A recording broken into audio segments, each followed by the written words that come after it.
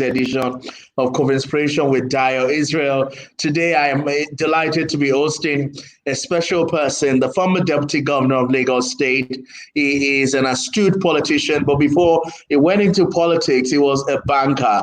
He was actually the co-founder of First Atlantic Bank and has a pedigree that is exceptional. His family is also blessed with a lot of first and achievement. His wife is a justice in the judiciary of Lagos State. I have with me His Excellency Otunba Femi Pedro. Your Excellency, good to have you on the show today. How are you doing, sir?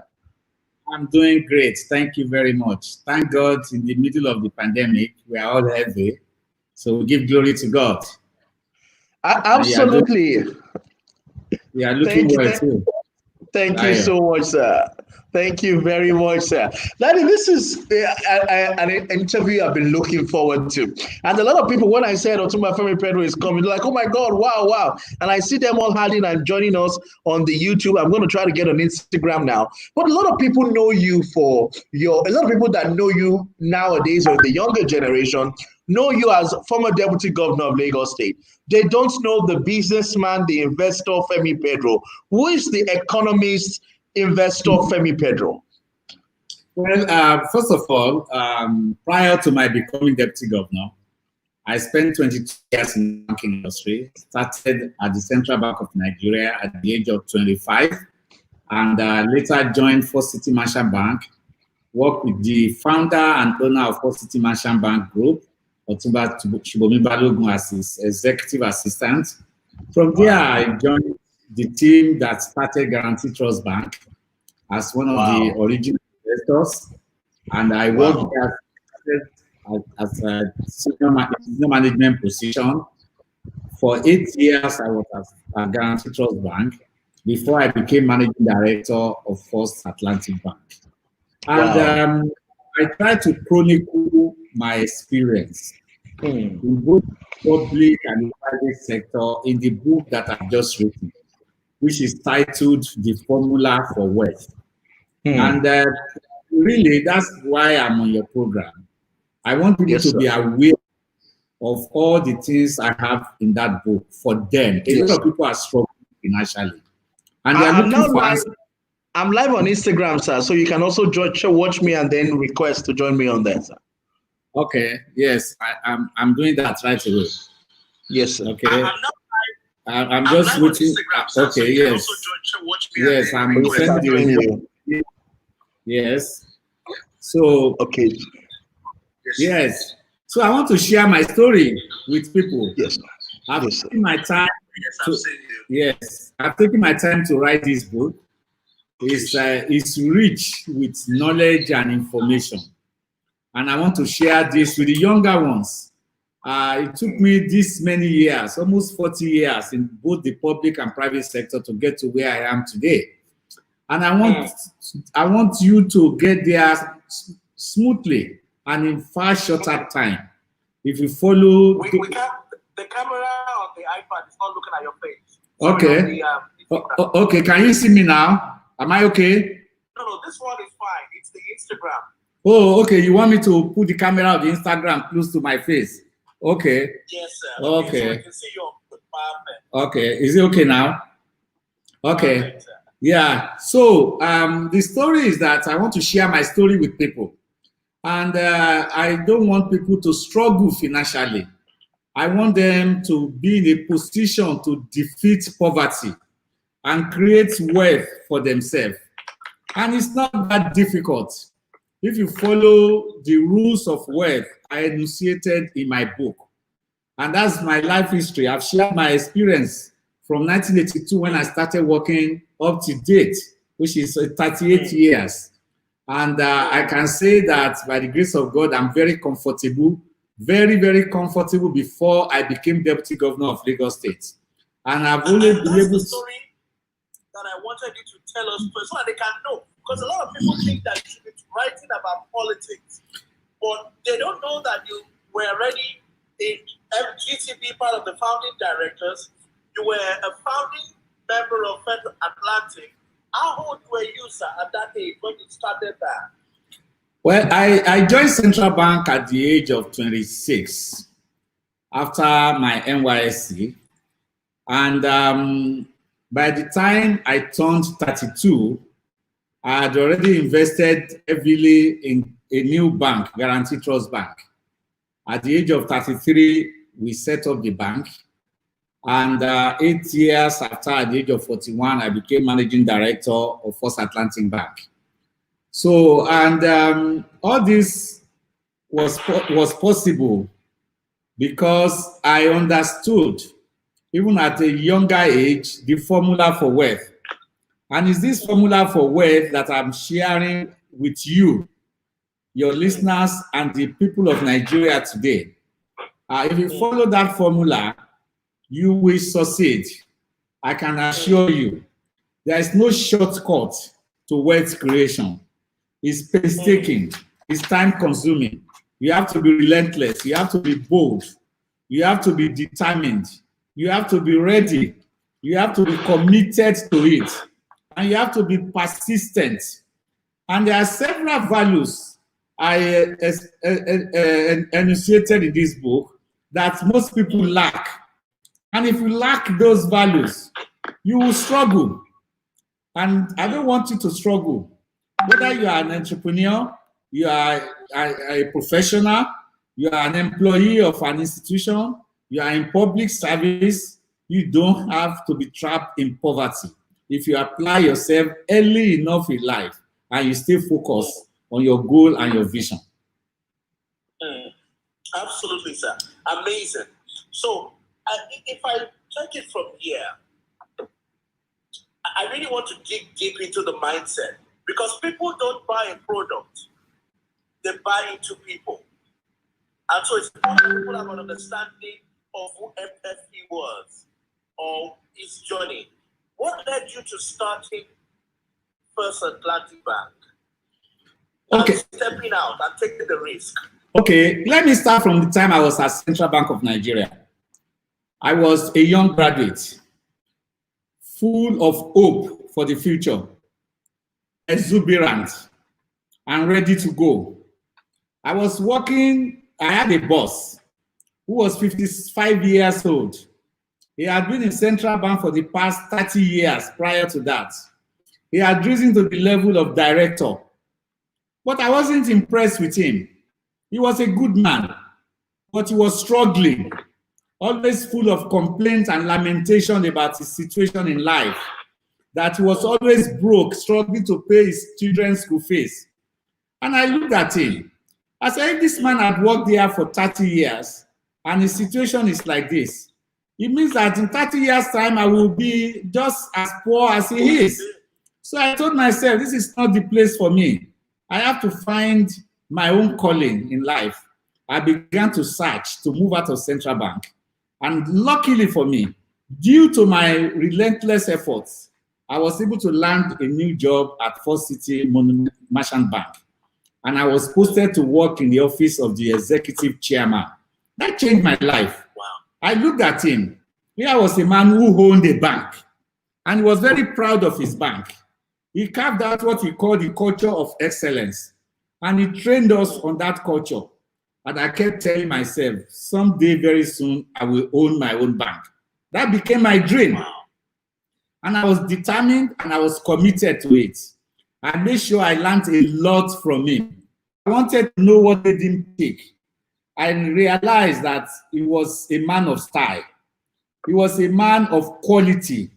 He brewed no nonsense, and he understood the financial system very well. So he mentored me. I learned from him. The first opportunity came. One day, I was approached by a friend of mine who says that he knew some young boys my age who were thinking of starting a bank. Will I want? Yes, in their 30s. We were all 32, 33 years old. And I said to start a bank. He said, yes, they are looking for somebody to help them prepare the feasibility report to apply to Central Bank. And having worked at the Central Bank before, I seized on that opportunity. I said, oh, take me to them. I would like to do this report. To cut a long story short, I did the report and they paid me. But I told them, I said, wait a minute, you guys wanted to start a bank. I want to join you. They said, well, you can't afford it. Do you have the kind of money that is required? I said, no, maybe not now, but take me in. I would like to. I will give it my best. And they said, okay, two of them, late Mr. Tayo Adereokun and Mr. Fola Adeola, who later became the MD of the bank. And that was how I started raising the money, saving up for it, depriving myself of luxuries. You said, well, it was in my book. I was asked to pay 200,000 naira.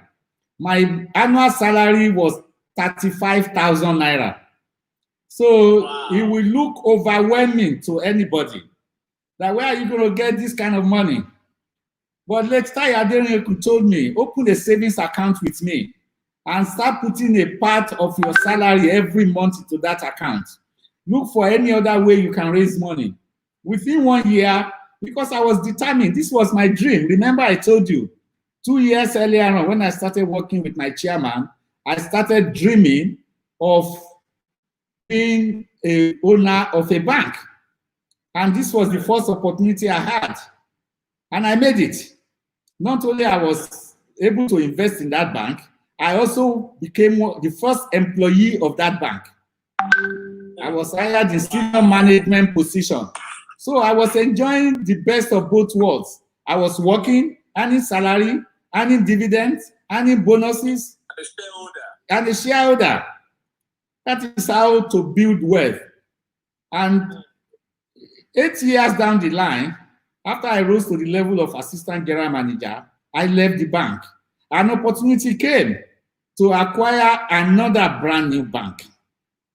And I teamed up with 3 other persons.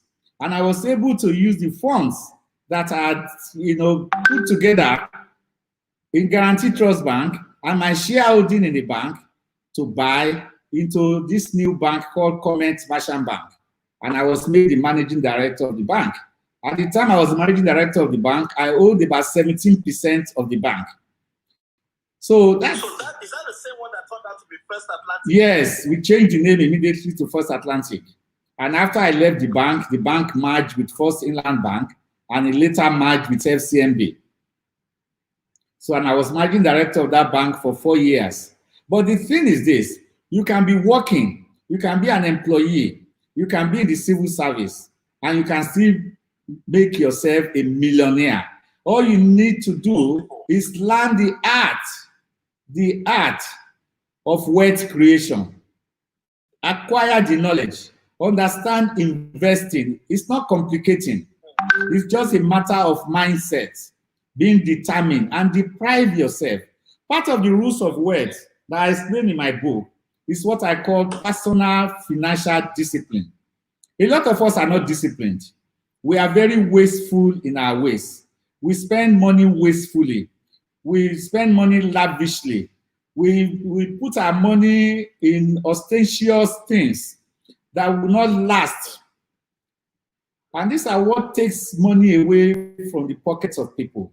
And then they start to lament that they are broke. They are not doing very well. Their salary is not enough, and because they are not applying themselves properly. At the time you are growing in your life, you are in your young age, what you are doing is you are investing for the future. You can invest in a business. You can start a business of your own and put all your resources there. Or you can join with somebody else to invest in a business. Or there are array of investment products out there, including real estate. But you have to deprive yourself. And you have to be focused. You have to be passionate about whatever you want to do. And over the years, you will see your wealth will build up gradually. Gradually. It's not an overnight thing. To take us into the book, sir, let's explore the formula for wealth. I want to remind all our viewers who are watching us, either you're watching on Facebook and YouTube, or you're watching from Instagram, that His Excellency Otunba Femi Pedro is going to be launching his book online on Zoom. Am I right, sir? Yes, 7 p.m. tomorrow. 7 p.m. tomorrow, and all you have to do is to register online on this website. What is the website, sir? Let me post it. Oh, okay. Wow. I don't have it handy here, But I will send it. Yes, I will send it on before this program is over. Yeah. Actually, everyone, if you go to his Instagram page at Femi Pedro. Yes, you will see there. Or my Twitter page at Femi Pedro. Or my Facebook page at Femi Pedro. You will see there. Yeah. Absolutely. So the book really is easy to read in very simple language. I chronicled my experience over the years, and I've also chronicled what I read in so many other books, and I've had the opportunity to rub shoulder with the wealthiest in this society and outside Nigeria. I've studied them, their lifestyle, what made them tick, how they got to where they are today. And this is what I put in the book. And from all these experiences, I was able to, in chapter 1, is what I call winners don't quit. Actually, what I did in chapter 1 is I just used a real life example of a Nigerian who started struggling as a young graduate like any other person. And today is the owner of Slots, one of the fastest growing technology brands in Nigeria. And if you read the story, you will see some familiarity there. And this encapsulates everything about wealth creation. That was my chapter 1. My chapter 2 is what I call wealth is freedom. And I try to explain what is meant by being wealthy. Wealth is different from money. Wealth is everlasting. It grows like an acorn tree if you nurture it very well. There is a class of products we call wealth instruments. These are assets that generate income for you that makes you wealthy. Is the income derived from this instrument that makes you a wealthy person? And who is a wealthy person? It's just basically, you know, if you are familiar with what is the Maslow hierarchy of needs, if you can satisfy your basic physiological needs, the basic need of shelter, you have a roof over your head, don't have to worry about rent. The basic needs of transportation, you have a vehicle and you have opportunity to renew or replace that vehicle on a regular basis. You can take care of your health, you can take care of your education, and you can take care of people around you. That is basic financial security. You don't have to be a Dangote, you don't have to be a Mark Zuckerberg, you don't have to be a Femi Otedola. At that basic level, you are okay, you are happy with yourself. You can take care of other people. And if you want to go beyond that, that is what I call financial independence, which means that you have more than enough to give out on charity, to travel all over the world, to promote causes that you like, to fund your own election, to compete, to contest for public office. This is what I tell people.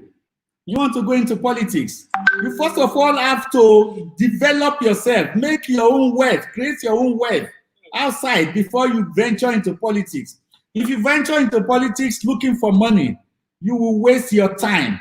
You will spend a lot of time chasing shadows, and they will use you and you will be dumped unless you have somebody like a godfather who is going to pull you up.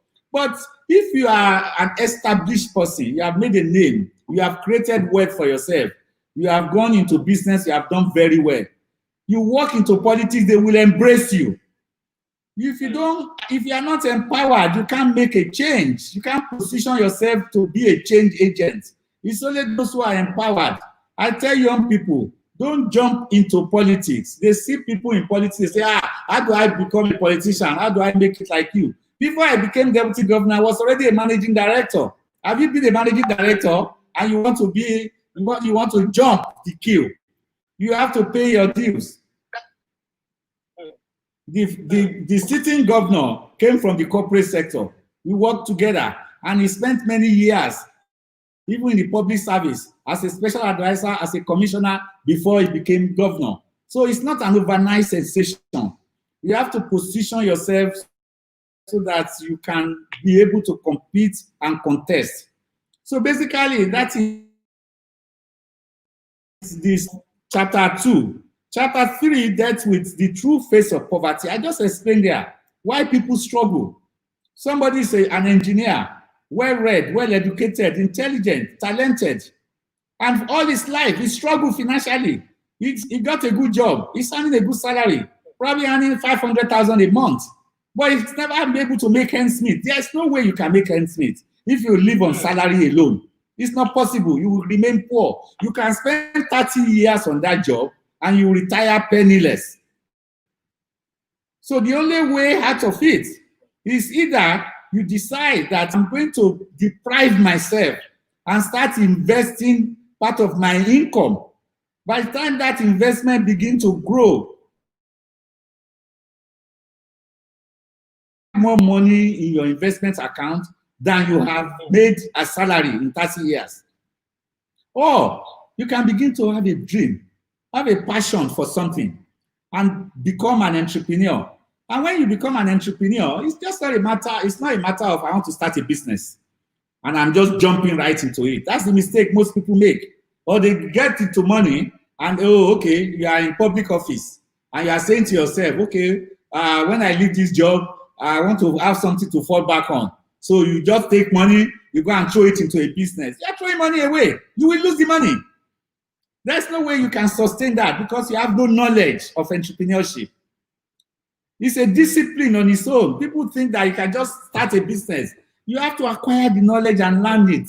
That's chapter 6 of my book, Fundamentals of Entrepreneurship. And chapter 5 is the icing of the cake. That is the rules of wealth. I can take a whole day to take you through the rules of wealth. And it is these rules of wealth I want to turn into a movement. I want young people to begin to imbibe these rules right from the very young age, from age of 18 or 19. I want them to sing it in classroom, to begin to think about it. Before you leave secondary school, by the time you are in the university, you're already into it. You already know your path to wealth creation, and you are prepared for it. By the time you're out of university, you are finishing your youth corps, you are already set. You don't even need to start looking for jobs. You have already prepared yourself and positioned yourself. So this is the way, the pathway I want to create for young people. And that is why I've written this book. Your Excellency, the book is very timely. In particular, in this season where COVID-19 has affected a lot of people's finances, and they really have no hope, or they're wondering what next, how are we going to move forward? But before I go into that, I have a few questions coming in. Let me read some. Maybe I should on the question. I don't answer the question. I will come back to your question after. I see all of you. Either you're on Instagram or your Facebook or YouTube. On YouTube. So let me start. Your Excellency, what role as relationship and collaboration played in your own journey? Oh, a very significant role. How did you work, Well, I've just told you the story of how I got to work with Otunba Femi Pedro. The relationship I had with him has been very, very helpful, has been very, very useful. Excuse me. The relationship I had with him had been very, very useful for me. And at the time I worked with him, I learned a lot from him. I had a good relationship with my former bosses, Fola Adeola and Tayo Adereokun, and they were very, very helpful. And by the time I became a deputy governor with under Asiwaju Bola Ahmed Tinubu, I collaborated with him. We worked very well as a team.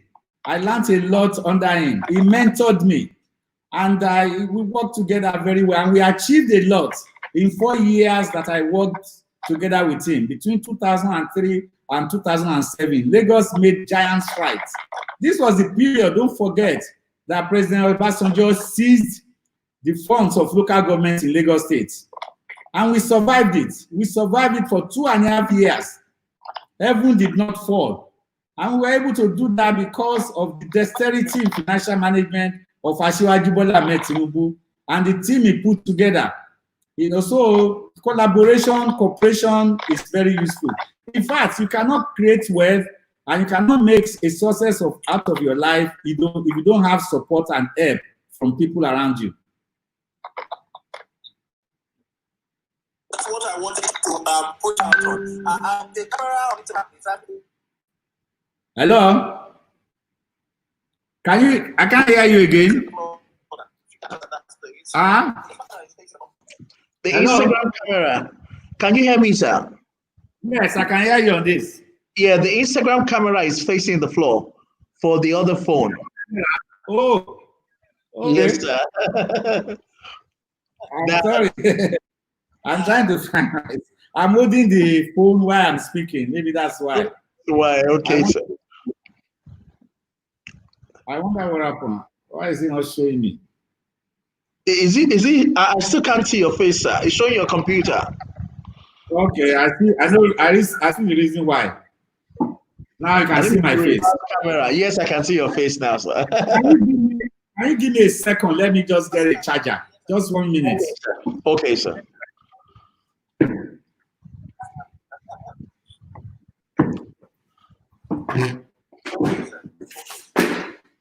Ladies and gentlemen, we're speaking to His Excellency Otunba Femi Pedro, the former Deputy Governor of Lagos State, former Director in GTB, first MD of First Atlantic Bank, who has excelled dramatically in the public sector and also in the private sector. It brings a lot of knowledge that we can learn from, and we're going to be hearing more from him before we wrap up this evening. I want him to speak to us about the book and some of the content of the book. Tomorrow is the book launch. It's digital, it's virtual. Of course, you know that COVID-19 is here.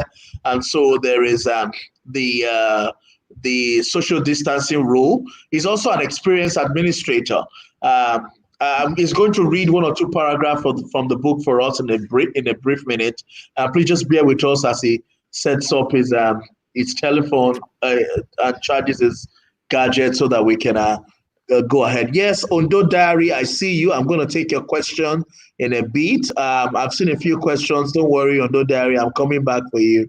I just want His Excellency to tell us a bit more about the content of his book. And you must understand that the kind of conversations we're having here, what people will pay a lot to go and sit down at a conference to listen to. And so it's important that you take as much as you can from this conversation. I am learning a lot. He started his own back at 32. I'm saying to myself, what am I doing? You know, if people think I've achieved a lot, but there's a lot more that you can do. Today, Biodun Donald is asking, is there a copy of the book? E-copy of the book? Yes, we're going to give you that information in a brief minute when His Excellency is back. We're going to let you know where you can get a copy of the book. I'm back. Yes, sir. Thank you, sir. So I've had a lot of questions coming in, but I'm going to hold on that. Well, first, people want to find out where can they get a copy of the book, and is there an online copy, digital copy they can buy? You can respond to that, sir. The book is available online. The soft cover, hardcover, and the e-book on Amazon.com. It's available on Barnes & Noble. It's available on Apple iPhone. It's available on Author House Publishers, authorhouse.com. And by next week, it will be available in Nigerian bookshops. CIBM in VI, CIBM bookshop in VI, Quintessence in Ikoyi, and a few other places. So all the areas you have the books are in Lagos or you have mentioned, they are all areas where people already have wealth. We need the book in Ikeja and in Surulere. It will be everywhere. You don't want us to have wealth on the mainland. I will make the book available in large number. Yes, sir. I will make the book available in large number. In particularly, I want young people in schools to be able to have the book in their libraries in Lagos State. Fantastic. I will make the book in large number. There's no problem about that. Just be patient. Yes, I want to speak about delayed gratification. You talked briefly about that. Can you expound on that? I'm sure your book also covered delayed gratification. What do you mean by delayed gratification?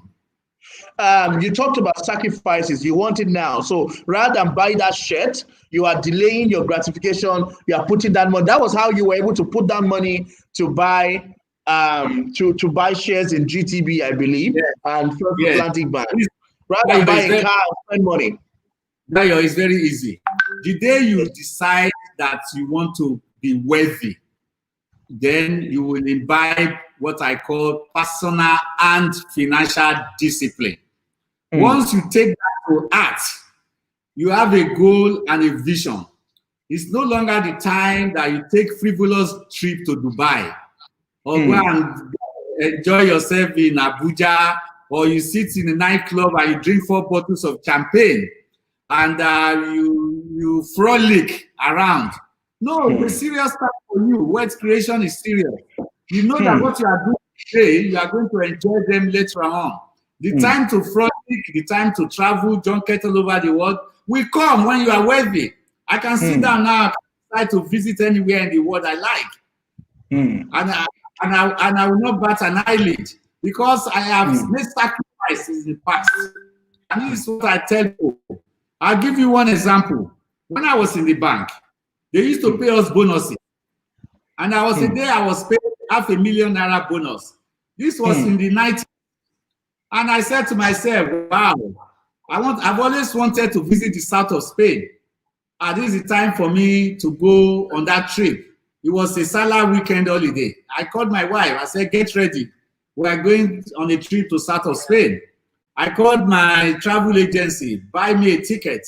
And as I was leaving the office that day, my broker called me because I have an investment broker I do business with.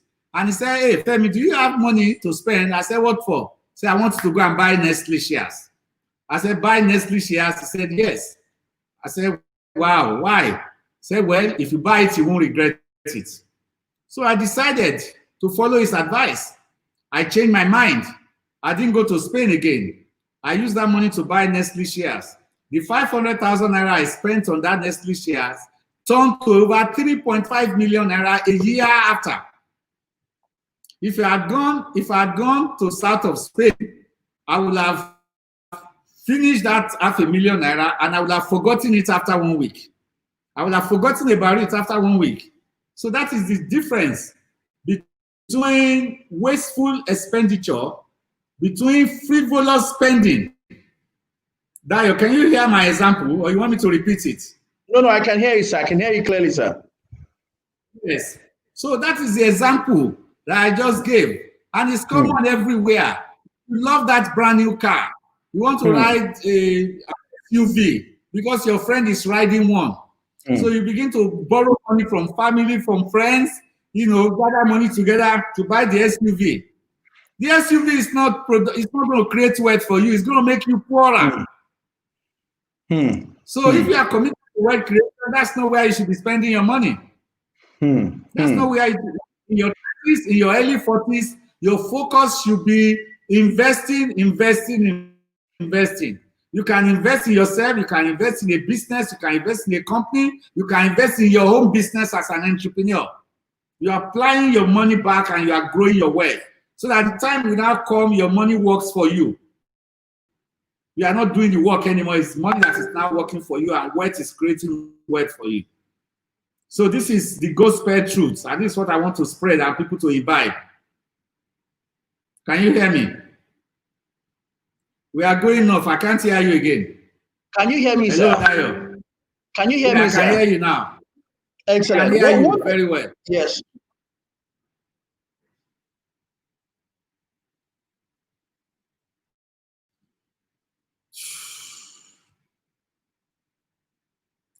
Hey, I can't hear you again. I'm sorry.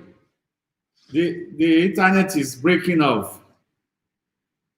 Maybe it's from your end. I can see you clearly. I can see you clearly on both my phone and my laptop, but I can't hear you. I can't hear you. Can you? Yes, sir. I can hear you. Yeah, I can. Yeah, now I think it was network. Let this one be stable. Oh, it's good. The internet went off. Hey, yeah, sorry about I was going to ask, how do you start from nothing? Yeah. If you have no family, no friends, nobody to support you, where do you even have the first basic resources to create wealth? Well, no, it's easy. If you read my book, I started from nothing. I grew up in Lagos Island with my grandmother. We were very, very poor. Although I didn't know I was poor then, because I was well fed, we were taken care of, and I lived within the family house. But from there, I went to the boarding school. And I went there as a poor student. I experienced poverty, even in the boarding school. You will see the difference between poverty and wealth. The children of the wealthy comes to school with provision, with good clothes, and they buy their way with seniors. And they get away with so many things. The poor child who did not have provisions or things to share with the seniors was made to do hard work. You will run errands. And so you will see the difference between poverty and being wealthy. But the issue is this: the day you acquire the knowledge to turn your poverty into wealth, that is the day you buy your freedom. And knowledge is power. It needs that knowledge. If you don't have that knowledge, you can't make that breakthrough. You will just continue to walk. So a person who has nothing. Hello? Okay. So you have ended. Okay. I'm back on it now. There was a network, people weren't hearing us. So I'm waiting for you back on this. I'm here already. I'm permanently here. It's the Instagram that is off. Yes, sir. Please check my page on Instagram, sir. You should see my live. Okay. I should shut it down. No, if you check my page, sir, I think I went offline, but I'm back now if you can see me. Yeah, I can't see you. I can't see you saying the live video ended. That's what it's telling me. Okay, sir. If you can come back again online, sir. I'm back online. Ladies and gentlemen on Instagram, sorry, His Excellency is coming back online. I see the chairman of Ikoyi Obalende joined the conversation. Thank you, Fuad Atodalawal. Thank you, everyone. Thank you, Chidima. Thank you, George Ali. His Excellency will join us back on Instagram now. Okay, I'm coming back. I'm coming back. Thank you, George Ali. Yes, sir. Yeah. Excellency is back on Instagram now. Excellent. Okay, yes, I see you, sir. Okay. Yeah. It's Excellency Femi Pedro. Yes, sir. Perfect. So I've sent the request. Excellent. Okay. So yes, sir. Yes, So I see, Dayo. Let me give you the opportunity. They're looking for appointments, and they are going about it the wrong way. Politics is not a profession. It can't give you the financial security you require for life.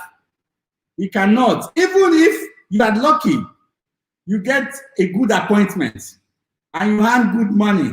If you don't have the knowledge of wealth creation, you will waste the money.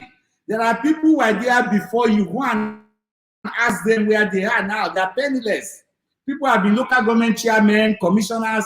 They are penniless now because they didn't have that knowledge of wealth creation. The knowledge is fundamental. They don't teach you in school. They don't teach you in school. It's not something that you learn in university. You can have a PhD, you can have a BSc, whatever. You can be talented, intelligent. If you don't have that knowledge, you will struggle. You were talking about your background and how you started from nothing, lived in Lagos Island. Because the gentleman who is just joined us back now, Dari said, "Oh, sir, everything you were saying is for those who have parents and all of that." No, that is not correct. I'm just telling him, when I was in secondary school at Ahmadiyya College, Agege, paying my school fees was a struggle. My grandmother would scratch everything she had and my dad before I could pay my school fees. So one day I asked my teacher, who was my house teacher, and I said to him, what will it take for me to be rich, to be comfortable financially? He gave me an advice, which again was not a perfect answer, but he led me through the right path. He said, face your studies, do well in your examination, and gain admission to the university. So from that day, I was determined. And because of that advice, I did very well in my A-levels, and I got a scholarship given to me by the Lagos State government. At the time they were giving me scholarship, in 1974. I never knew that I would come back to serve the state as deputy governor. It was not even in my dream, in my wildest dream. But they gave me that opportunity, and I was able to get myself educated. But that's not where I learned the formula for wealth. I learned the formula for wealth when I became an employee, and I now started changing my mindset. I started seeing wealthy people around me, and I decided to learn from them. That was when I changed. The first rule of wealth I put in my book is having a positive wealth mindset. There's a difference. Let me give you example, Dayo. I asked 3 people, how long will it take you to buy a BMW? The first person said, to buy one, I have to sell my car, I have to borrow money, maybe 2-3 years, maybe I will be able to make it. The second person said the same thing, maybe 3, 4, 5 years, I'll be able to make it. And the third person said, well, if I want to buy BMW, I have to go abroad and look for partners and look for people who can support me. And from there, I can be able to acquire BMW. So what does that mean? The first 2 persons were thinking of BMW, the car. And the third person was thinking of BMW, the company. So you can see the different mindset of 2 different people. One was thinking of car, the other one was thinking of a company. Somebody says, I want to open a shop, and he's thinking of a shop to sell his products. Another person is thinking, I want to have branches all over Nigeria. I want to expand. That's my vision. So they have 2 different dreams. If you dream big, you will make it big. If you dream small, you will make it small. It's just as simple as that. So these are things that I learned along the line while growing up in my career. I picked them up, I read many books, and I sharpened my skill in terms of learning the art and the science of wealth creation.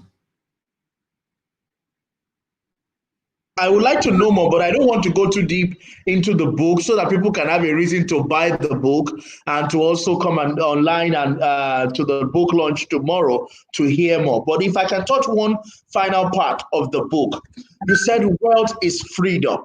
Can you expatiate on that for us, sir? What kind of freedom does wealth give you? Wealth gives you the greatest freedom on earth. Freedom to do whatever pleases you. Freedom to carry your bag and say, I want to go on holiday. Freedom to buy a private jet if you can afford it. Freedom to send your children to the best schools in the world. Freedom to, freedom to sponsor a good cause. Freedom to promote a good cause. Freedom to aspire to public office. Freedom to have money to bankroll yourself. You don't have to rely on somebody else. Do you understand? That is why. Yes, absolutely, sir. Freedom to take care of your health. Freedom to take care of your health. Freedom to sponsor people around you, make other people happy. Freedom to give to charity. That is wealth, is freedom. This is the ultimate for anybody. And you tell yourself you don't want to come to this world, struggle financially, and just die unsung. Do you understand? You want to spend your life positive. You want to leave a legacy behind. You want to do great things. You can't do anything great if you don't have money. You cannot have a vote in this country if you have not acquired wealth. I'm not talking about those who are. Let me tell you something. We talk about corruption. Look at the history of Nigeria.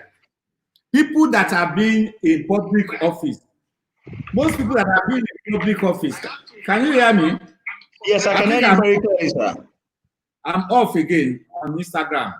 Yes, I'm coming back on it on Instagram, but we are hearing you on YouTube. I see my colleague on the board, permanent board member of Super, Mrs. Adedoyin, watching as well. Thank you so much, ma. So Dayo, look at the history of Nigeria. Look at those who have been in public office since independence. We know the years of the military regime and then the years of civilian regime from 1999 to date. How many of them, after they left office, have erected something that you can count on? How many of them? All the billions and trillions of naira and dollars they have acquired, what have they done with it? 90% of them have gone broke. They have gone broke. Many of them who have passed on, there is nothing to write home about. Do you understand? So it's not about money. That's a mindset. It's not about money. It's how you use money to create wealth. How you use the money to create wealth. That is the key thing. If you create wealth, it's long-lasting. It's everlasting. You build a lasting legacy that outlives you. Your children and children's children will meet it there. Do you understand? Absolutely, it's sir. A monument. If you have money, money is liquid. It evaporates. It's like putting water in a bucket and put it under the sun. After a few days, it will dry up. So that is the difference. And that is the difference between riches and wealth, if I'm right. There's riches and there's wealth. That is the exact difference. That is exact. You use wealth. You use wealth to grow wealth. Do you understand? Money so what do you do with riches? Riches is wealth. It is money that is different from riches. Do you understand? If I give you, somehow for some reason 1 billion lands in your account today, you are not rich. You are not wealthy. You have money. Do you understand, Dayo? You have money. Yes, sir. That 1 billion can go in a matter of weeks. Will disappear in a matter of weeks. Do you understand? Like yes, you buy a house, you buy some vehicles, you give money to somebody, you help somebody, and the money will go. You find yourself nothing. But if you use that money to create wealth, and you have the knowledge, and you follow the right path, the rules of wealth, it's a word of difference. What kind of wealth instruments do young people look at in the world of today, in particular, bearing in mind the kind of volatile economy that the world experiences? Say, it's very simple. If you earn 50,000 naira a month, if you set aside 10,000 naira and you start buying equities, let's start from there. Nigeria has a stock exchange. It's not the perfect market in this world, but it's there. It's there. You get a broker, they give you a good advice. You start putting that money aside. Or you Would you take that over real estate, sir? No, real estate is part of it. But if you are starting small, you can't buy real estate with 50,000 naira salary. Do you understand? But you have to build to a point where you are now ready to buy real estate. Real estate is the best investment. It's in chapter 7 of my book. I had so many pages on real estate. How you can even start if you want to be a real estate investor. I put it there to help you. Fantastic. But it's not something you can just jump into. You can just not say, oh, I have money now, I want to start real estate. You will lose money. You don't understand the real estate market. You don't understand the real estate business. You will lose money. You will lose money. There is no way you can survive if you go into real estate and you don't understand it. Do you have a copy of the book there, sir? If you can read us a paragraph from the book, maybe virtually or on your hand or something. It'd be nice to hear. I can read you a paragraph from the book. Please, sir. Okay. Let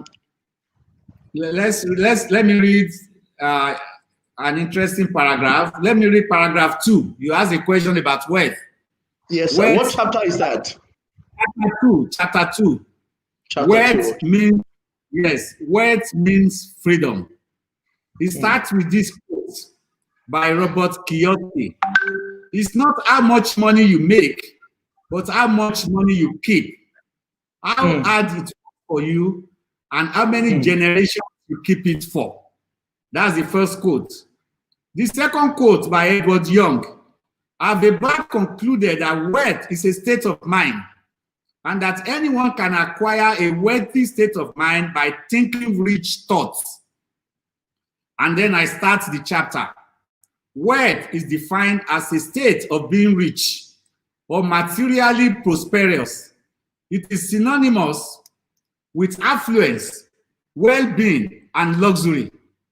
Wealth produces a feeling of empowerment, security, and being in control of one's destiny. It makes people feel alive and in charge.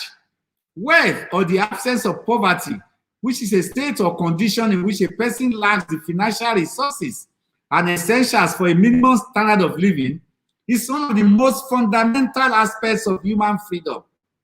Wealth means different things to different people. For some, it means a quiet and comfortable life, free from any worries. For others, it's an opportunity to touch lives and make an impact on society. Think of Bill Gates and his globally influential foundation. For most people, though, wealth is simply an opportunity to live a purposeful life. Nothing beats being able to afford anything you need or want. Travel anywhere you wish without worrying about the cost, and being able to support the people or causes that you are passionate about. Most people desire to be wealthy and live a purposeful life, but only a few are ever able to achieve this. A major reason for this is ignorance about wealth creation. Creating wealth is methodical, deliberate, and intense process. It requires knowledge, purpose, tenacity, determination, and patience. The true measure of wealth is your net worth, measured by the total value of wealth instruments you own. Wealth instruments can be in the form of real estate, quoted equities, bonds, private shares, private ownership of business, rare gems, rare artworks, and anything of value that can be traded or sold in the open market anywhere in the world. Wealth instruments have a more enduring value than money.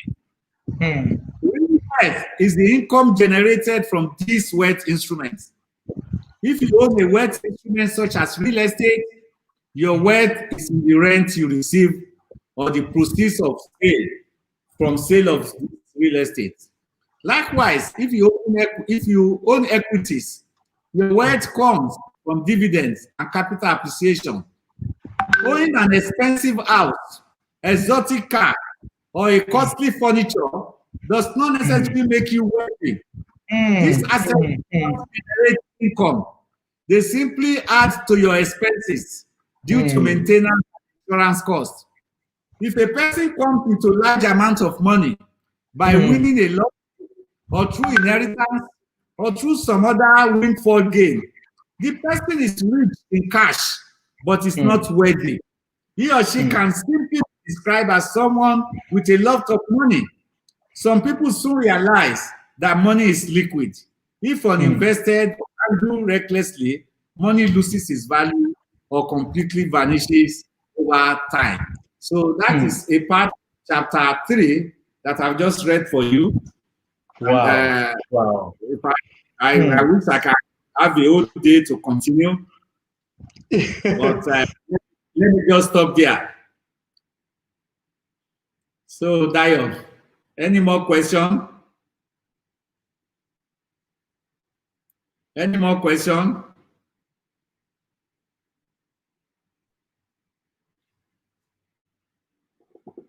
Any more question? Hello? Hello? Hello? Can you see me, sir? Yes, sir. I'm here, sir. Yeah. Sorry, sir. So, yeah, the internet again. Michael Igoje said net worth plus actual wealth instrument. Another of our viewers said a really great book, Wealth, the example of Bill Gates touching lives. I know Jeremiah Babalaya said there's no way you can survive in a business you don't understand. Femi Pedro. Tunde Donald Abiodun says, Honorable Dayo, can you display the book for us to see virtually? I think His Excellency was reading a virtual copy. So, but if you join online tomorrow,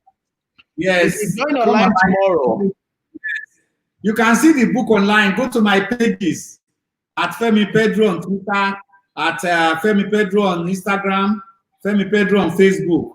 You will see the copy of the book there.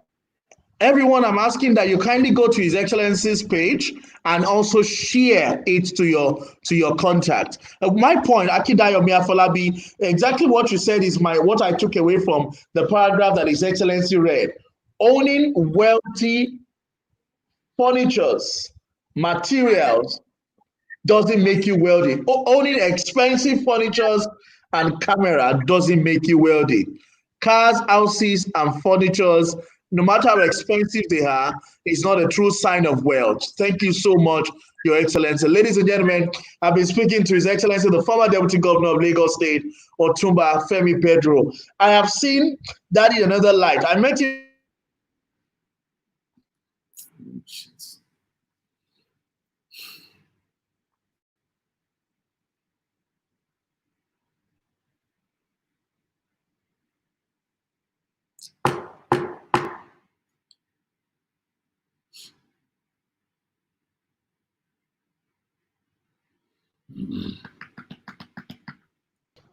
I had gone to address the ESCO, and His Excellency, as the Deputy Governor, was in the chamber of the ESCO. Although a lot of us know him as a politician, today I have had another insight into the economist Otunba Femi Pedro. And I believe that many of us should go and get a copy of that book. I want to get that book because I also want to be wealthy. I want to have a private jet. I want to, make, legal money, good money. I want to live in a ranch with horses and stable, You're on the right path. I believe you have your business. You are doing it very well. What you need now to learn is the fundamentals of entrepreneurship. How you can now scale this business to a level where you grow. And you will create wealth, raise a lot of revenue, and expand the business. That's all you need.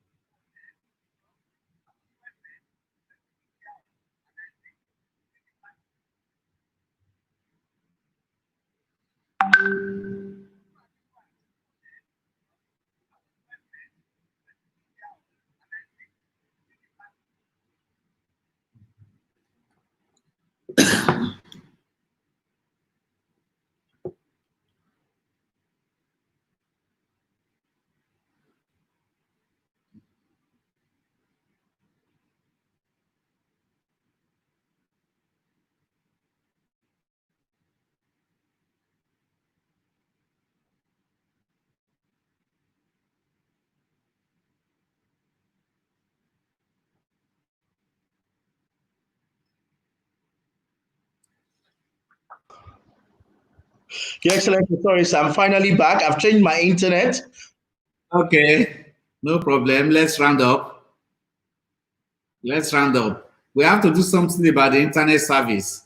Now that everybody is going on Zoom, it's becoming an issue for everybody. I pay a lot for my internet service, but I don't get a good service at all, and I'm not happy about it.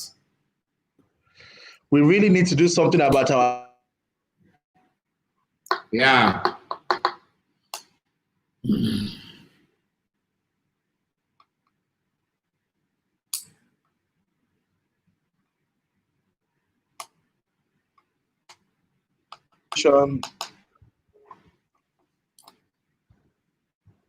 Sorry about that.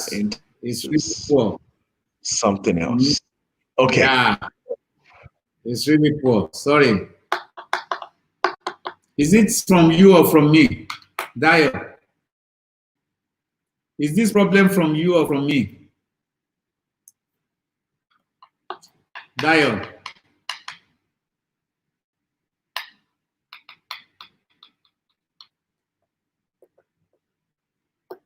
Dayo, is this problem from you or from me?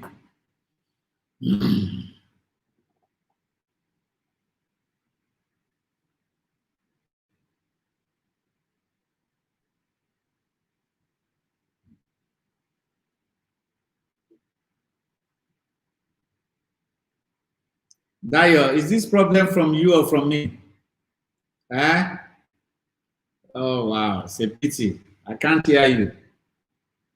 Can you hear me now, sir? I can hear you now. Is this problem from me? I think it's from my hand. Moyoluwa says it's from my hand because I think that people at home can see you, but it's from my side. I think because of the weather and it's raining. But like you said at the beginning, we need to do something about the internet in Nigeria, and we need, maybe around time we build 5Gs. That's an investment opportunity for people who can be creative. That's an investment opportunity. Absolutely. There's going to be a lot of money in telecommunication. And you can't do it. My God. You can't do it alone. You can gather together 10 of you and say you want to invest in internet service. And you can scrape money together. But you try and understand the business very well. That's a way to go.